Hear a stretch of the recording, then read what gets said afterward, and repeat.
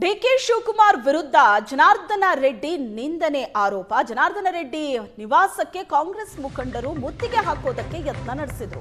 ಬೆಂಗಳೂರಿನ ಜನಾರ್ದನ ರೆಡ್ಡಿ ಮನೆ ಮುಂದೆ ದಿಢೀರ್ ಪ್ರತಿಭಟನೆ ನಡೆಯಿತು. ರೇಸ್ಕೋರ್ಸ್ ರಸ್ತೆಯ ಜನಾರ್ದನ ರೆಡ್ಡಿ ನಿವಾಸಕ್ಕೆ ಮುತ್ತಿಗೆ ಹಾಕೋದಕ್ಕೆ ಯತ್ನಿಸಿದ್ರು. ಜನಾರ್ದನ ರೆಡ್ಡಿ ಡಿಕೆ ಶಿವಕುಮಾರ್ ಬಳಿ ಕ್ಷಮೆ ಕೇಳಬೇಕು ಅಂತ ಕಾರ್ಯಕರ್ತರು ಆಗ್ರಹಿಸಿದ್ರು. ಮುತ್ತಿಗೆ ಹಾಕೋದಕ್ಕೆ ಯತ್ನಿಸಿದಂತ ಕೈ ಕಾರ್ಯಕರ್ತರನ್ನ ಪೊಲೀಸರು ವಶಕ್ಕೆ ಪಡೆದಿದ್ದಾರೆ.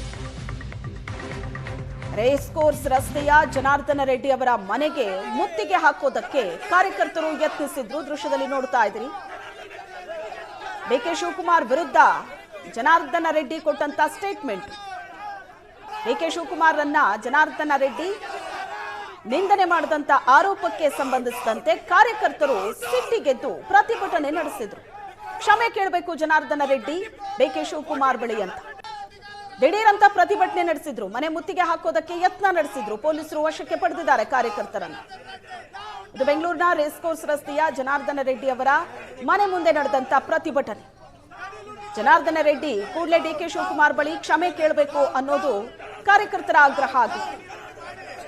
ಮುತ್ತಿಗೆ ಹಾಕೋದಕ್ಕೆ ಯತ್ನ ನಡೆಸಿದಂತ ಕೈ ಕಾರ್ಯಕರ್ತರನ್ನ ಪೊಲೀಸರು ವಶಕ್ಕೆ ಪಡೆದು ದೃಶ್ಯದಲ್ಲಿ ನೋಡ್ತಾ ಇದ್ರು.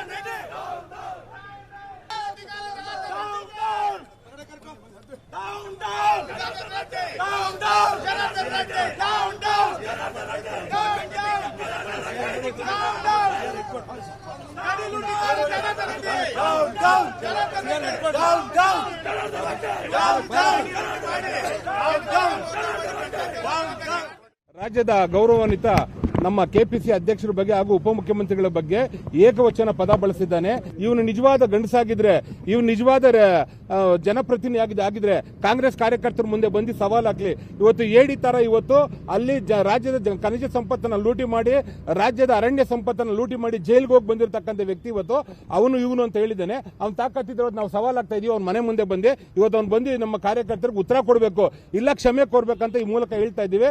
ಆದ್ರಿಂದ ಇವತ್ತು ಜನಾರ್ದನ್ ರೆಡ್ಡಿ ಕ್ಷಮೆ ಕೋರ್ಬೇಕಂತ ಈ ಪ್ರತಿಭಟನೆ ಮೂಲಕ ಆಗ್ರಹ ಪಡಿಸ್ತಾ ಇದ್ದೀವಿ. ರಾಜ್ಯದ ಗೌರವಾನ್ವಿತ ನಮ್ಮ